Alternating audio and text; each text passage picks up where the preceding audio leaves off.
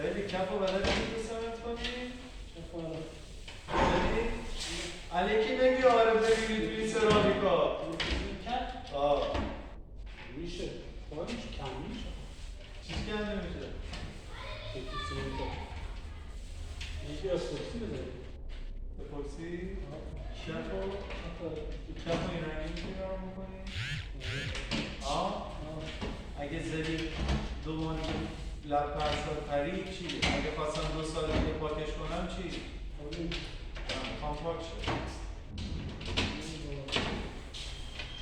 سلامی کرده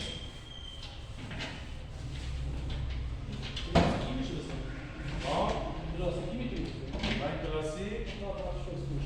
رنگ بزنم؟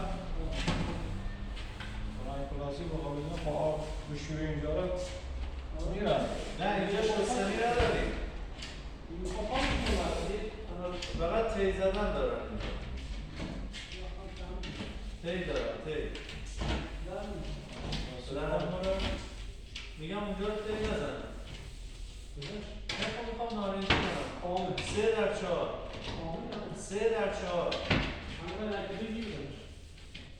بعد مواد که معمولا داره همین رو